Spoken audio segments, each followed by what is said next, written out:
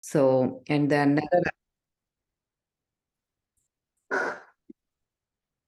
and the next part, what we talked about in the first chapter was about consciousness and how energy, when we are mindful and coherent and aligned with our mind, body, and spirit in meditation and mindfulness practices, and how we can heal not only ourselves, but also we can send that energy to others to heal others, even though whether it be with a touch, which was explained in the mice experiment with the mice, and also in a different experiment they're far away from each other, but a group of people who did the mindfulness and the meditation with an energy healing technique, and they passed those energies who was very distant, farther away, and they helped him heal his heart condition, which he was about to have a surgery, but they couldn't find anything just before the surgery because of that energy healing technique, which helped him come over that heart condition.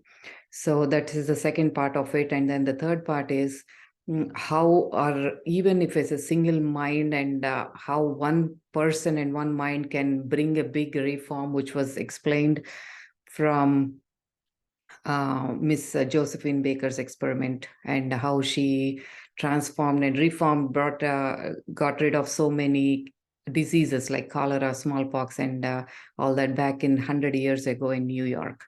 So with that being said, the author says, like, how are you going to shape your brain to be? Which means, like, what kind of information or input are you going to take in, and how are you going to process that, and how you want to create your own reality by using this magnificent power within you, which is the mind. So that is all about the first chapter.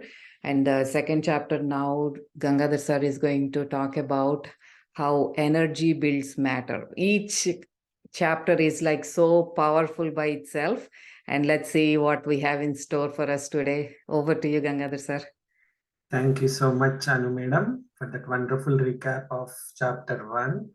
This book is such that we have to recollect that every time and keep applying in our real time. So yeah, thank you for that. Let me share the screen.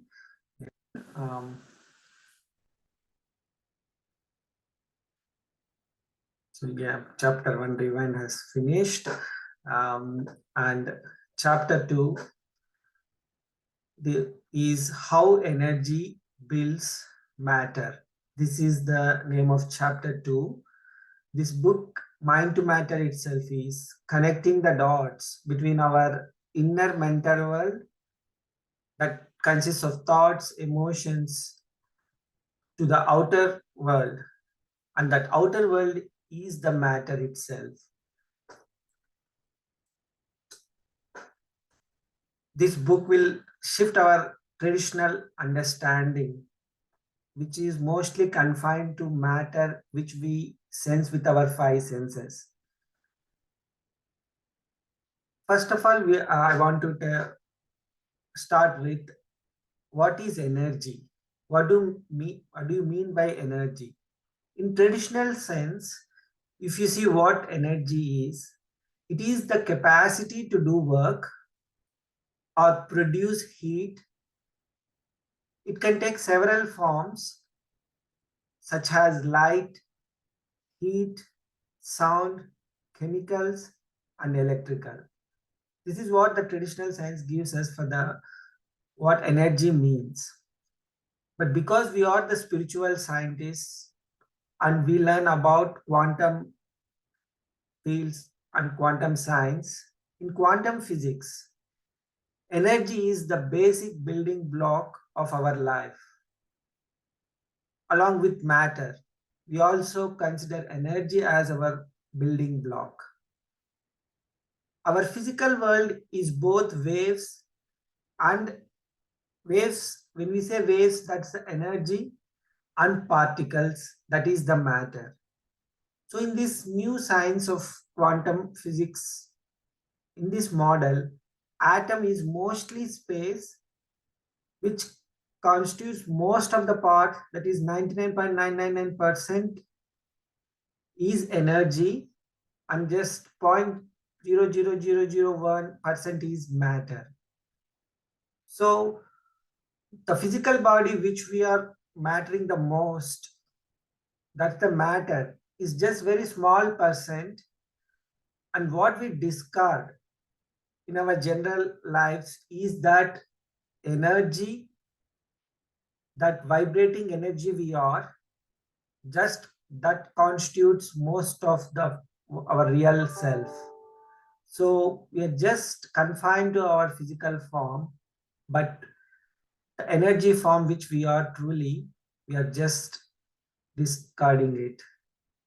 So in today's chapter, Dawson Church is going to us about that energy, and he gives the new angle to the our discussion, that it is the energy that creates the matter, that builds the matter. So when I read this chapter, I wanted to share this, that the one thing which caught my attention was the iron filling experiment. Like even in my childhood, I was so amazed during that time, and I have played numerous times that time. Like we take the magnet, we take the paper, and we put iron fillings on it, and then we take the magnet, and when we get it closer, that iron fillings will form different shapes as we move. We don't need to even physically touch it. Even as we being closer, although there is no direct contact, that magnetic field was creating the shapes. So that means we all know, we have seen this experiment is done previously numerous times, and it is being done all over the world. That means we know that there is an electromagnetic field that is directing the matter to form different shapes.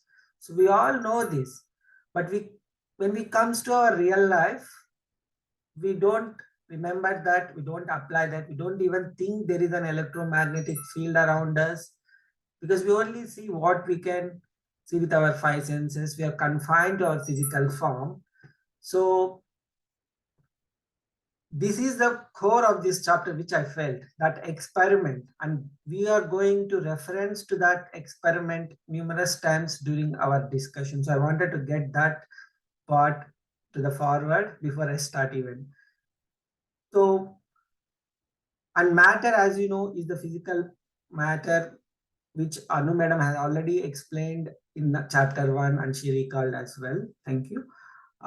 So we will start with Ferdinand Magellan. He is a Portuguese explorer some 500 years back. And why we are discussing about him today is that he is the first one who was able to circumnavigate through the world. So some September 29, 1519, with 5 ships. Though he is from Portuguese, he is a Portuguese explorer. On on behalf of Spain, he started his journey, and he was the first European who was able to see the Pacific Ocean. So with 5 ships, he started the journey, but only one ship was able to return back. So his plan was to reach back, but he did that journey. How did he do that journey? Was through the compass. So that's why we are discussing about him today. So with well-equipped fleet, he set out from Spain with the goal of circumnavigating via Spice Islands. So there are numerous things happened, and while he was returning, he was not the one of those survived crew. Only few people were able to survive even in that one ship. So he sadly died while he was returning back. But his remarkable journey was only made possible by the electromagnetic invention, the compass. The compass is first invented in China, and it basically works with electromagnetic fields. So as per the manuscripts which appeared in 1040, the compass was described as an iron fish. When suspended in water, it always pointed south. How it was pointing to the directions was with the electromagnetic fields around the earth. So the electromagnetic fields are everywhere, and the electromagnetic fields are there around our earth as well. So there is a scholar named Shen Qiu. He wrote that in 1088 year, when magicians rub the point of needle with lodestone, this lodestone is like a natural magnet. So when the magicians rub it, it always used to point to south. Perhaps during that time, they were thinking this as a magic, but it's not a magic as such. It's the actual science that there is electromagnetic fields everywhere, and that is pointing to south based on the electromagnetic fields. So this compass is like a thin silver of magnetized metal. When it's suspended in the center, it points to the electromagnetic field, that's Earth's magnetic north pole, regardless of where on the globe it is located. The lines of magnetic force around Earth mantle are detected by this compass needle. So everything, the celestial bodies like the stars, planets. So to start with the largest things, have magnetic fields. When we come to the small objects like crystals, rocks have them too. So do the living beings like us. We have a field around our body, and it can extend up to 5 yards or meters out. So we all have that magnetic fields, my dear masters. So we can see that the earth has that fields around it that extends between North Pole and South Pole. And to continue our discussion, in the study which is published in the prestigious General Science, the research team found that there is an electromagnetic relationship between the flowers and the bees that pollinate them. So we all think that generally the bumblebee visits a flower drawn by its beautiful bright colors, the patterns on petals, and the aromatic promise of sweet nectar. When I say all these are the things which we perceive with our senses. So that's how our thoughts limit to our 5 senses, isn't it? But there is more to that pollination than sight and smell. There is electricity in the air. There is also electricity in the air. So that's what the study was proven. And in the study, there is a co-author named Daniel Robert. He is a biologist at the University of Bristol, which is in England. He says that we think bumblebees are using this ability to perceive the electrical fields to determine if the flowers are recently visited by another bumblebees and are therefore worth visiting. See, masters, the bumblebees are using this electromagnetism to determine whether that flowers were already visited by other bees and then they are making a decision based on that electromagnetic fields. The electromagnetic properties of the fields around the living beings has come as surprise to even scientists, because scientists previously all were immersed in the matter-bound explanations. Thomas Seeley, a behavioral biologist at Cornell University, commented after reading the study, "We have no idea that this sense even exists." See, masters, that's what happened. Like most of the scientists and even all the normal people, they all just confined to the five senses. That's what was proven. But what they proved in their experiments was beyond that, and found that bumblebees were using these electromagnetic fields to get that nectar from the flowers. And scientists also discovered that dolphins, like birds, bees, and many other animals, are attuned to magnetic fields. An astonishing variety of animals can sense the Earth's magnetic field, that includes birds, salmon, frogs, sea turtles, honeybees, which we discussed earlier, salamanders, lobsters, and rodents. So to this list, we have dolphins as well.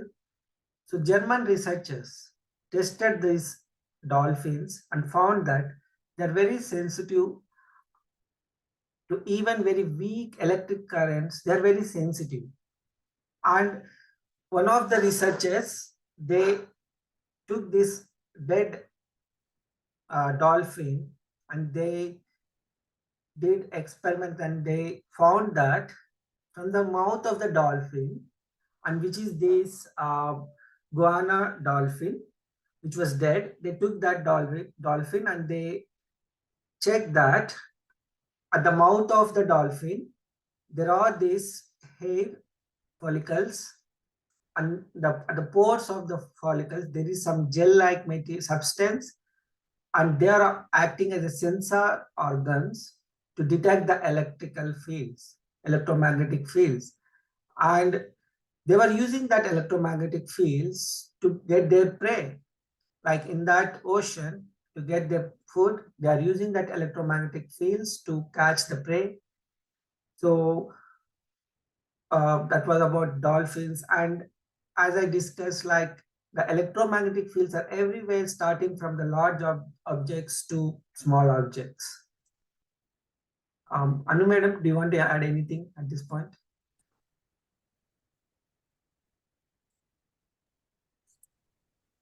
Yeah, you explained everything beautifully, sir. Like Gangadhar sir said, energy is like how consciousness is expressing itself.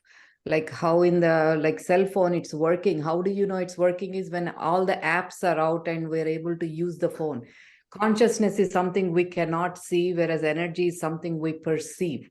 So in that way, human body or anything and everything, what we see, like rocks or mineral kingdom, anything in the mineral kingdom or plant kingdom, anything and everything, it has that electromagnetic field. We do generate the electrons as they're vibrating and rotating, they generate the magnetic field.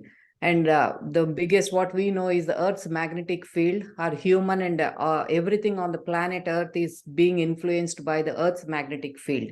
We have to keep that in mind, because that's the gravitational pull. That's what keeps us on planet Earth. So we are constantly influenced by it. And we are in the ocean of a big energy field. As we sit here, we are surrounded by energy fields. So yes, beautifully how we don't know anything about bumblebees and how they go attracted to certain flowers. And it's amazing to know that they already know when if a bumblebee has already taken some of the nectar, they immediately know based on the magnetic field around it. Same thing with the dolphins. Like it's so amazing, like how our microtubules in our brain works. They have their own sensory signals, like a perception, how they can they know where to go and where the prey is. It's amazing to know like so much in the nature right in front of us that we don't know many things. Yeah, thank you, sir. Thank you, Anu madam. I also wonder, like sometimes you say you got goosebumps, right? And then we also get electric shocks. Is it all this due to that electromagnetic fields, isn't it, Anu madam? Yeah, yeah. Yes, sir. The how we're interacting with the environment and how we are responding to it. That's what it is. Yeah, thank you. Yeah. And Anita madam, do you want to add anything at this point? I wanted to, sir, but Anu madam actually covered the point, so it will be redundant. Thank you, Nandita madam. Yeah. Thank you, Anu madam. So we'll continue. So whether we scale up to large, to the size of planet or a galaxy, or to when we scale down to the size of a single atom, we find fields. Each cell of our body has its own unique electromagnetic field. The molecules of which our cells are built. So inside our cells, we have these molecules, and in molecules, we have to the lowest atoms. So we all are built with that fields. So we can say that, we can conveniently say and confidently say that the electromagnetism is central to the process of biology. So we again go back to our iron fillings experiment. Like we remember we sprinkle iron fillings on a piece of paper and we moved magnets around the paper and they arranged the iron fillings into different forms. So without touching, even at a distance, fields are able to rearrange matter. That is what we learn from this experiment. Because this simple experiment is repeated millions of times around here, around the world, but we easily forget how amazing is it. We take it granted that fields exist around us and are able to shape the matter. Fields exist and are able to shape the matter. That is what we are able to learn from this simple experiment. Yet somehow we forget this concept, to apply this concept while we are struggling with our daily challenges in our material life. So the author, Dawson Church, wants to convey that we can use that concept and apply in our daily struggles. That's amazing, masters. When we are able to learn that through this book and able to apply that in our real life, then it would become more beautiful.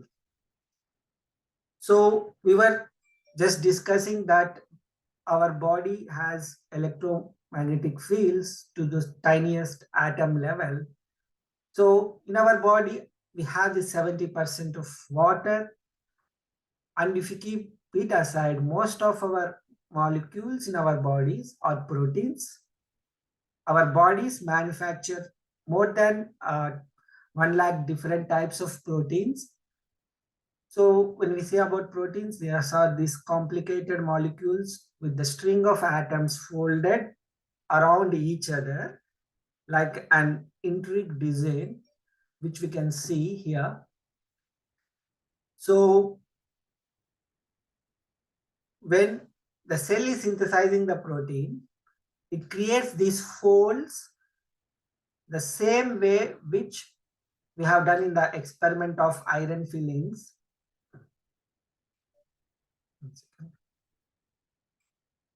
The shapes which iron fillings we can see in the picture, the same way our atoms are forming into that folds. As we can see in the picture, the unfolded ones and the folded ones. There is this charge, negative, positive, and as we know that opposites attract and same charge repels, is the same concept that these atoms are able to form into that folds of structures. That means the electromagnetism around that cells, around that atoms and molecules are able to form that structures, that foldings. So we can say that the fields create the shapes of molecules. Let us continue. Anu madam, do you want to add anything? Yes. Okay, madam.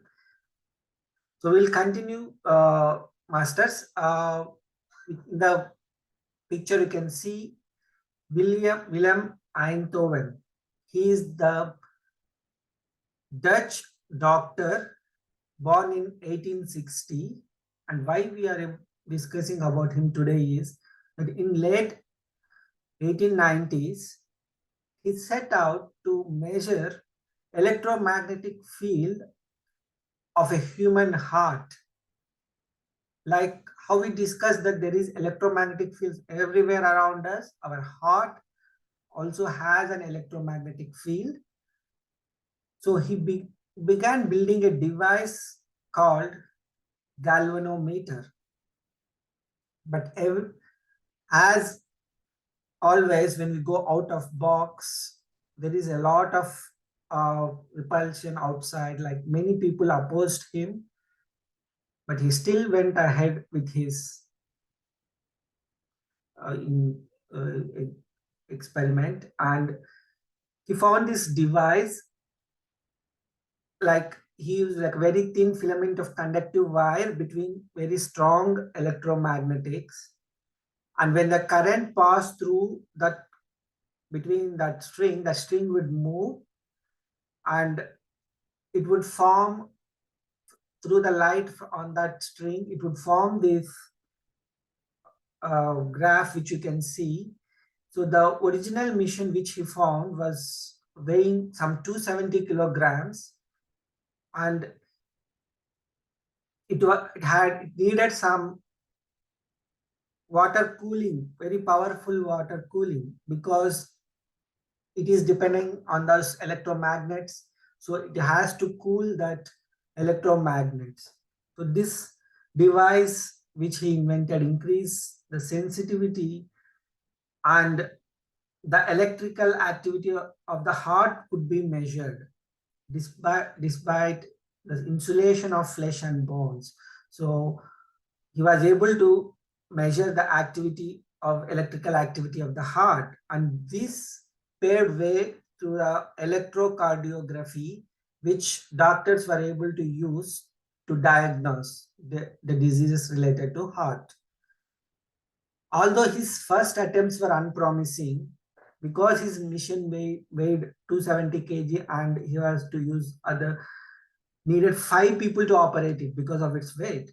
And he needed, as I told you, a water-filled radiator system. But after years of his painful work, Einthoven developed this galvanometer. And he was able to hook subjects like the patients and measure their heart rates. He eventually built upon that substantial theory of how heart function and what readings of electrocardiograms meant for diagnosis and treatment. So for his critics, as I discussed earlier, Einthoven had the last laugh because he won the Nobel Prize for the medicine in 1924. Such a great person he is. He paved way for the future science.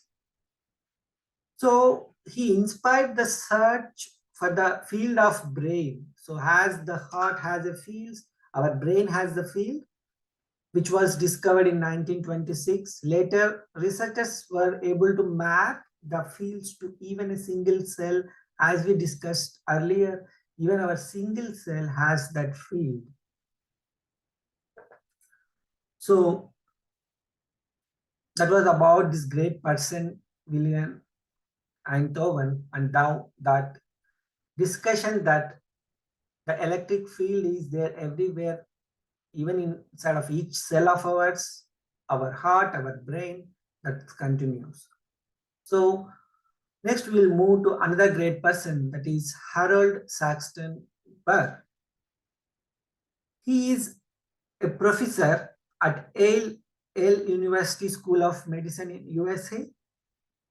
He was a member of Faculty of Medicine for over 43 years there, And from 1916 to late 1950s, he published alone or with others more than 93 scientific papers. He discovered that all living beings, from men to mice, from trees to seeds, are molded and controlled by electrodynamic fields, which could be measured and mapped with standard voltmeters.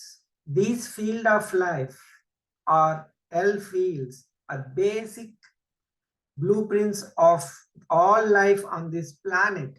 That means if we are able to measure and see our electromagnetic fields, then that will um, decide how our life is going to be. It's like our horoscope, as you can say. I think I just feel that way because one thing I really liked that line here was that whatever food or whatever you are taking inside to us, based on that electromagnetic fields around us, it's going to be shaped in that way. That means unless we change our electromagnetic fields, whatever matter we are trying to change will never happen. That's what I understood from that. So this visionary researcher, in his remarkable experiments, has done on the living organisms that fields created matter. 1 second.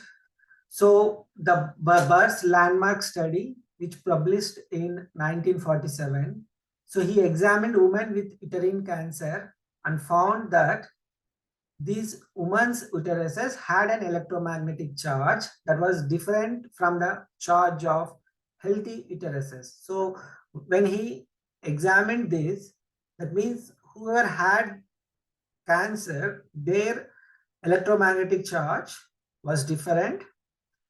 And more interestingly, those women who had the electromagnetic signature of uterine cancer, even though they were apparently healthy, that means when he examined who are viewed to be healthy women, they had this electromagnetic signature of uterine cancer by then, even though they were not diagnosed with cancer at that point, were the ones who went on to develop cancer later.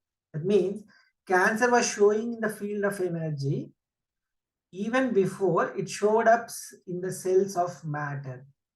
So masters, that was we were discussing, that our fields of energy later manifests into the matter of cells. So we can remember here that ancient saying of Chinese medicine that mind controls the chi and the blood follows the chi.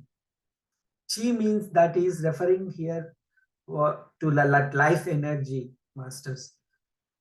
And by blood, that they meant that the matter of the body. That means chi is the energy and blood is the matter. So that is what we were telling, that energy builds matter, energy creates matter.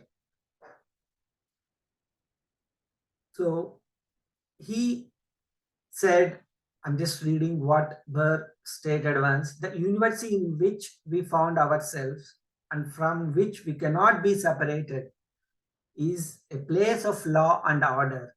It's not an accident or chaos. It is organized and maintained by an electrodynamic field capable of determining the position and movement of all charged particles. For nearly half a century, the logical consequences of this theory has been subjected to rigorously controlled conditions and met with no contradictions. These were the statements of that Dr. Harold Saxton Burr, which we were discussing, a professor in Yale University. So masters, his studies, his experiments further established that our energy fields creates matters. That means whatever disease we are going to manifest in future can be found in our electromagnetic fields even before the disease has manifested. That's what his experiments proved, masters.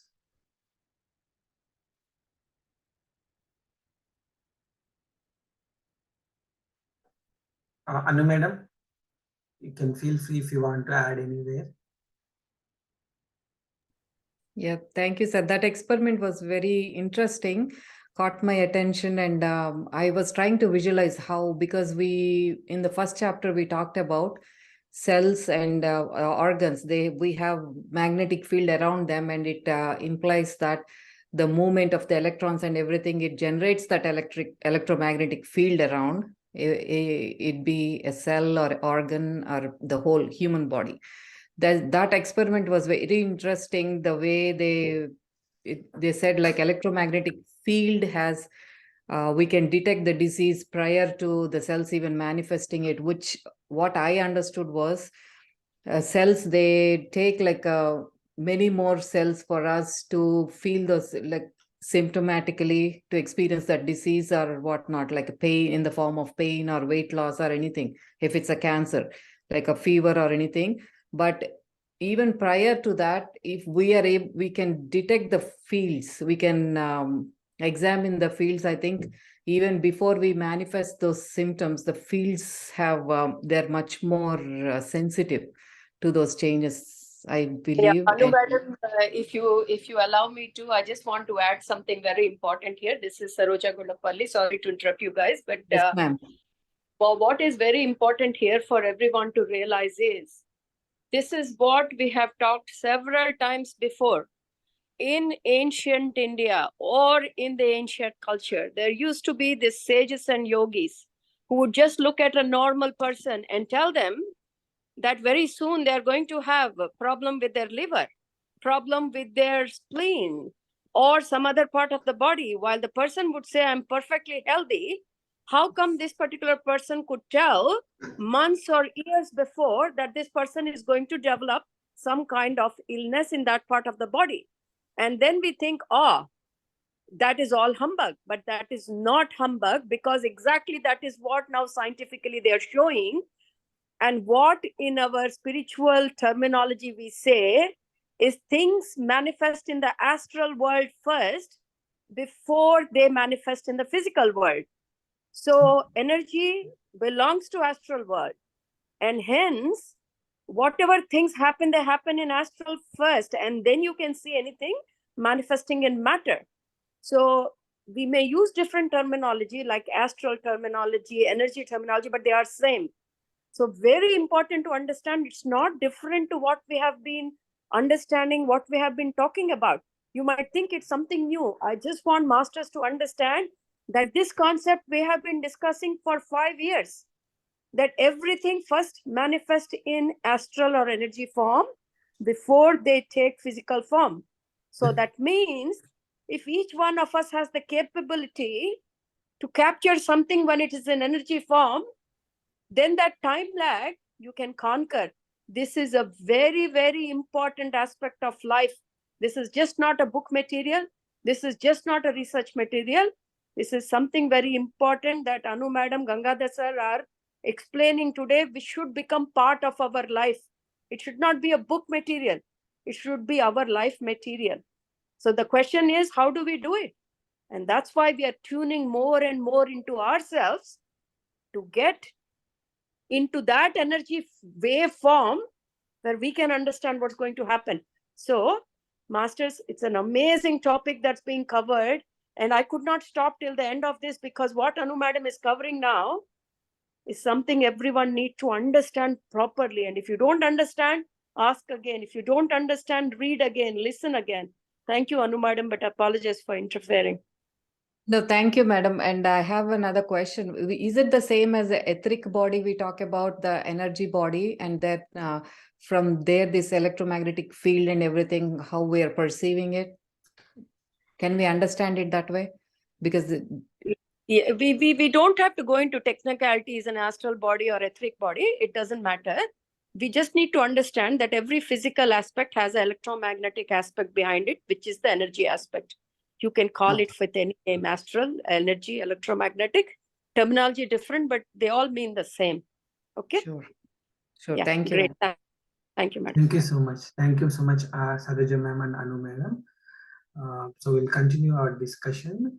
So birds, huge insight that fields wasn't just produced by the living organisms, but that fields created matter, providing the lines of force around which the matter could arrange itself into atoms, molecules, and cells. So if we are able to change our field, we are able to change to that cell level even before the disease manifests. Yeah. So masters will continue our discussion and we will move to the next is water.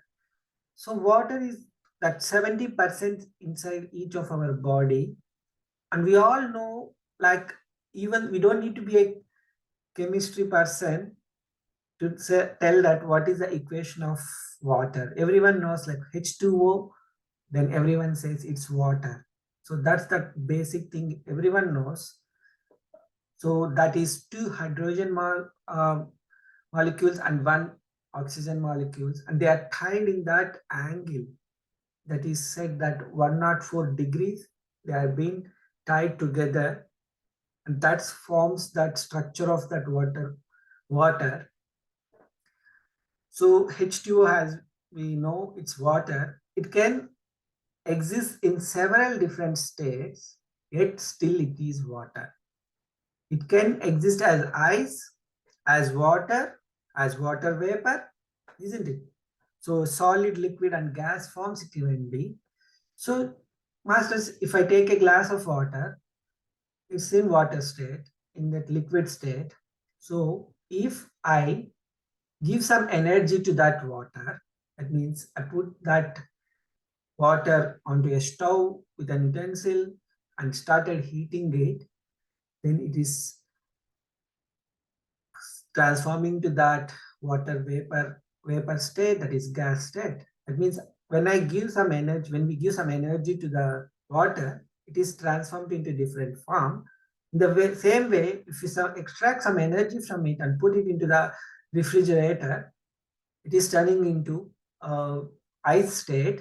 That means you can understand that as the energy we are supplying to that matter, it is able to change its shape. So this is the basic experiment which we are trying to discuss in this whole chapter, masters. So when we give energy to that matter is able to change its shape and reform itself. So that's what we are discussing, how energy builds matter. So this experiment or whatever activity, we do it every day in our life, we know about it, yet we keep. So Gangadhar, can I interrupt here? Yes. Yeah. So everyone is watching this beautiful slide. Sorry if there is background noise at my side. I'm cooking and talking, so you'll have to apologize. I have to really apologize. Okay, am I audible, Gangadhar? Yes, Amma. Yes. Yeah, okay. So, masters, this is a wonderful slide that Gangadhar is sharing with us. What does it show? It shows water in three different forms: solid, liquid, and gas. Now, Gangadhar gave a very good information. What did he say? If you provide energy to ice block, what will it happen? That extra energy will make more space between the molecules. Can you see in that picture that Gangadhar has shown that the molecules are now a little bit apart and now they are in the form of liquid? So what is in that space in between? That space in between is that energy that you have provided to convert that state from solid to liquid. Now more energy is provided, and then the shape or the state has changed from liquid to gas. And carefully look at the picture, masters. What does it mean? Change in state. Change in state means, for the normal eye, all we can see is the water is changing from liquid to gas. But actually, composition chemically, look at the space between the molecules. more space has generated. That means more energy has gone in to make into that state. Now I'm going to ask one more question. This is for everyone, including the people who are teaching. From the gas form, I provide more energy. What will happen? Don't have to answer, but think about it, masters. Never stop thinking. Think beyond. That is what Beyond Your Mind Foundation is. If someone is telling us something, stretch your mind. What will happen if I give more energy? So, if you start looking at the state, you could see ice cube. When it changed into liquid, yes, you could still see and feel it. Not to the same extent as ice cube. But if you provide more energy, it turned into gas. You can't see anymore. What I'm trying to say is now the physical sensing ability is reducing. As you give more energy, the 5 sensory organs are slowly reaching its limit. When it was in solid form, your 5 sensory organs were able to touch it, feel it, sense it. But when it changed into liquid, not all your sensory organs are able to help to understand water. The water cannot be contained. Now you provided more energy and it turned into gas. Now it is a state where only feeling can be done. You can't see, you can't hear, you can't taste. So are you seeing, masters, how physical ability has limits when more energy is provided? So my question was, in the gas form, at least I know I can see water vapor. We all can see water vapor, can't we? When the water is boiling, you can see steam in the water, but you can't hold it. You can't smell it. You know, water has no smell. So our physical abilities now are giving up. They don't know how to capture this extra energy. And at this point, when you put more energy into gas, what will happen? More space between the molecules. So you won't be able to see water vapor anymore. So the only thing that you could see was in water vapor form was see the steam. If you provide more energy, even that ability is gone. Now the 5 sensory organs, it's beyond its reach. Does that mean water has vanished? No. The energy has made the substance more rarer. And that is what energy does. As you give more and more energy, matter keeps increasing into subtler form. This is what happens to a human body too. Masters, try to link this experiment to your spiritual life. Otherwise, this knowledge is of no use. It is like any book you read and forget it. This is exactly what happens to a human body when we meditate. We are taking more and more energy. And you know what happens, whether you believe it or not? Your physical forms turn into light forms. Have you ever thought about the link between this light and what happens to ourselves when we do more and more meditation? It is exactly the same analogy. You're taking more cosmic energy and slowly there is more space between your body molecules. And what happens, you know, people who read Ramta or who understand Ramta, for them I'm especially telling, because analogy, try to bring all the knowledge together. When they increase their energy vibration, you know what they can do? They can walk through walls. How come they can walk through walls? Because their energy has become so rarer, they are not solid anymore. So they won't clash with the wall. Their energy becomes rarer and they can walk through the walls. This is not magic, masters. This is the science behind energy. That is why this book is my favorite book, because everything that these masters are explaining, I want each one of the listeners to stretch their imagination beyond and above. Thank you, Gangadhar. Amazing topic. Thank you. Thank you so much for that amazing wisdom. So I just remember that we are sitting in meditation and we are trying to increase that space. We are trying to give more energy and increasing our space, so that gap we are trying to connect, that ether or the space we are trying to connect. Thank you so much.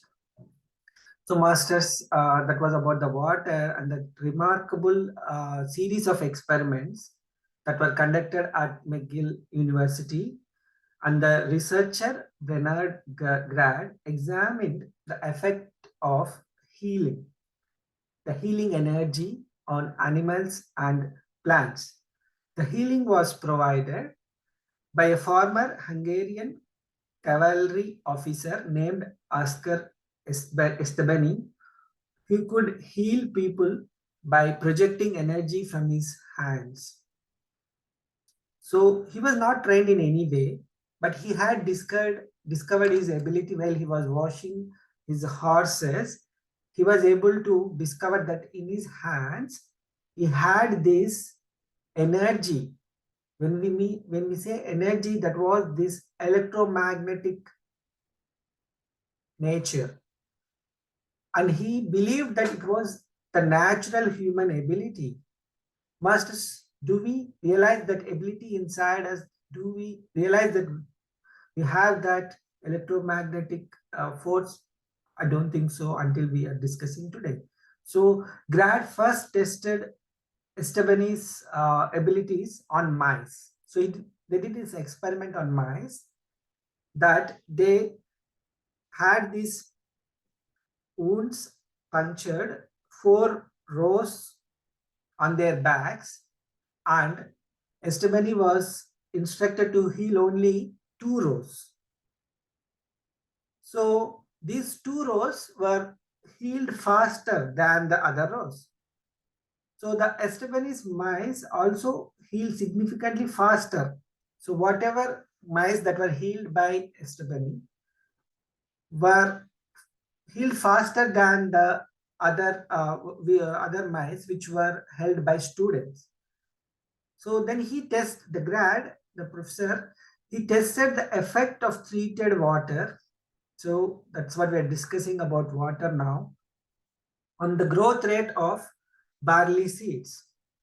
So when the water was provided, which was held by this healer, Estebany, for 30 minutes he held those water, and more of the seeds were germinated. So when he used that healing water to that seeds, the plants grew faster and taller. Their chlorophyll content increased. That's how we measure, right, how healthy the plant is. So the quality of leaf growth was significantly enhanced. That's what Grad states.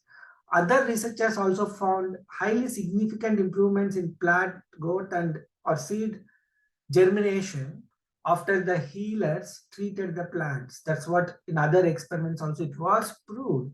So masters, this water, it's H2O as we told, and it has this 104 degrees angle. We know all that. But what changed that water into a healing water? And as the results prove, how was it cured the mice, or how did it help the plants grow faster and healthy? So the molecule H2O has 2 hydrogen atoms bonded into a single oxygen atom. The angle of the bond between the two can be measured, just as you can open a hinge naturally and measure the angle it forms.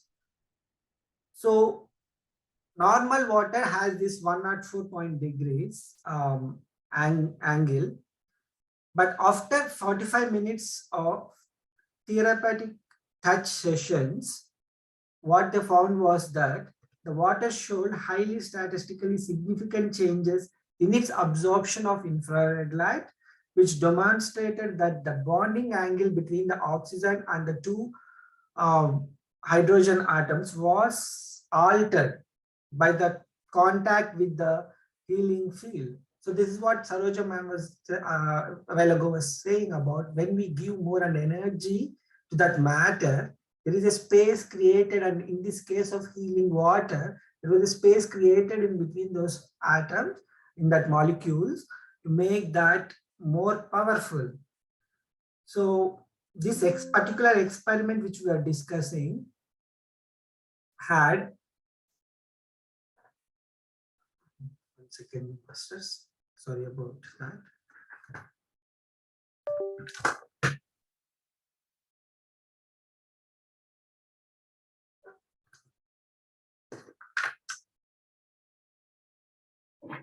structure. Yeah, but this particular experiment which we were discussing, that the angle between the molecular structure significantly changed because of the therapeutic or healing. So other researchers also have found alterations in the molecular structure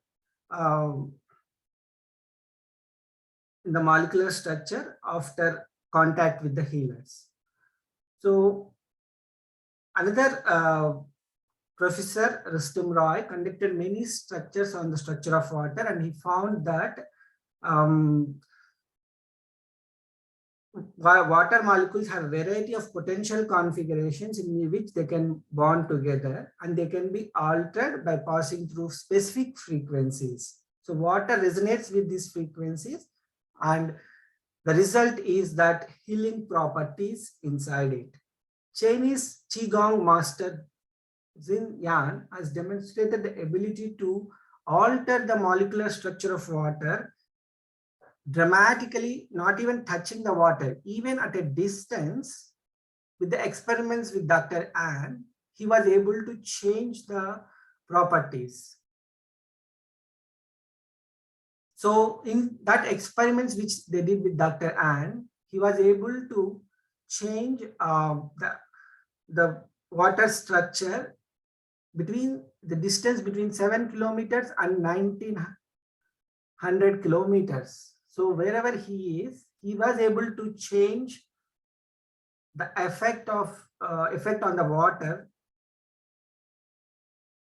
through his healing. And when they did it with the control sample, it was not even changed. So when performing studies shows that energy healing cured cancer in mice, so Bill Bengston noted similar changes in infrared properties of water held by the healer. So he reviewed research showing that the energy fields of the healer's hands can change how fast the structure can change in the water. So, Master, so that's how we can see that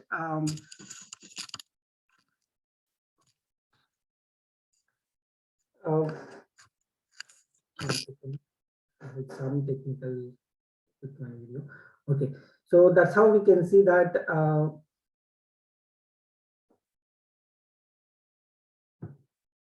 sorry.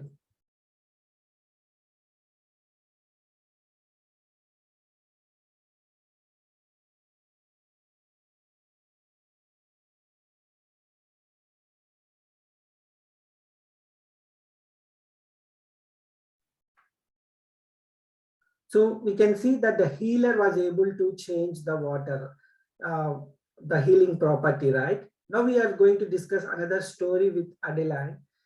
Her story shows that she was a woman who had cancer, who was diagnosed with uterine cancer, and doctor told that she has just few very short time left, and there is no much chances. She has to undergo the chemotherapy and all So, but she decided that she don't wanted her whatever days left in her life with misery. She want to live in peace and serene. So what she did was she changed her lifestyle, and she started spending more time in nature. She was doing these long walks in the redwood forest. The redwoods, as we can see in the picture, just showed you to show some reference. And she also took like long baths in water. And while she was walking this into the forest, she was visualizing that some stars are going to fall on her. And when the stars fall on her body cells, that cancer cells are going to burst like a bubble. That's what she visualized every time she had that walks in that forest. So to her surprise, and she took also followed a strict diet. She maintained her diet. She was taking very high energy foods. Also, she tried to cut the persons who are giving her some frustration, like whatever negative energy she was feeling with other persons. She stopped contacting those persons. So she tried to feel positivity in her life in every way, be it food, be it her lifestyle. Always she tried to do that. And the result, masters, was that she was healed completely. Like when she went to doctor the next time, her cancer was healed completely. So that was the story of Adeline and the healing starts. The story shows that it's not just the gifted healers like the Oscar Estebani, which we discussed, who had that healing energy in his hands. We can heal ourselves, as well as we can adjust our consciousness to the frequency of healing just by changing our energy. The matter of ourselves can respond to the energy of our consciousness. So the energy we were discussing comes from our consciousness. So when we change our energy, we will be able to change the matter. So that was beautifully depicted from this story. So we don't need to be healers. There is healing energy inside each of us. Only if we can change our energy. That was this beautiful story.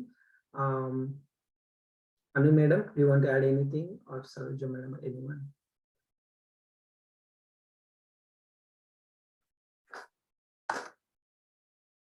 Yes, sir. It's a beautiful experiment. Like we always think like we have to go to healers, or when we are into spirituality, we always, even in spirituality, we try to depend on somebody else. But this experiment helps us understand that we can be our own healers in a way, like when, like how Saroja madam explained, when we energize each cell in our body and more energy versus matter, what happens is with mindfulness and meditation practices, like take a light bulb. What is it doing when you turn on the light bulb? It radiates energy, or it emits light in the whole room, like 10 meters or so. Versus if you bring all that energy together in one single line, one stream of ray, it has that power of like a laser beam which can cut through a glass or cut through a hard metal. That's how the energy is when we try to be coherent, mind, body, spirit in coordination, and we consciously be like a healer, like a focus that energy on the part of the body where we want to heal. That's how much potential we have within ourselves if we can practice and try it on ourselves or anybody.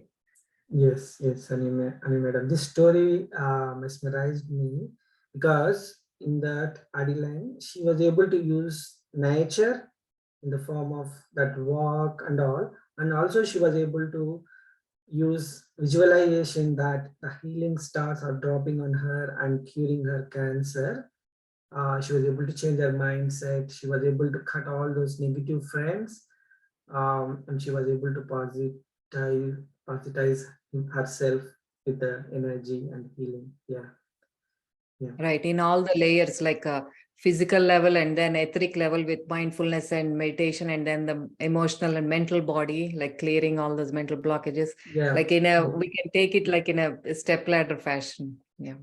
Yes, Anu madam. And I think this is like a template she provided to us for a healthy life, like how we need to live at a healthy life by taking in all layers, how we protect ourselves and all. Yeah. Yeah. I think Anu madam and Nandita madam, I think I'm just feeling that we had enough of discussion for today for chapter 2, and we'll continue the chapter 2 in the next session. That's what I feel like.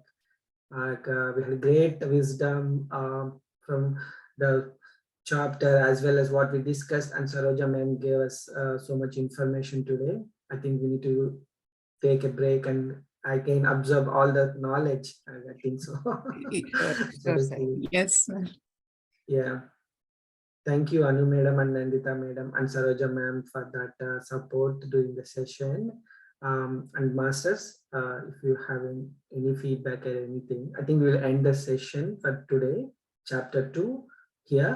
And then we'll continue it, not next week. Next week we'll have the Telugu session, and the next week after it, we'll have the chapter 2 continuation.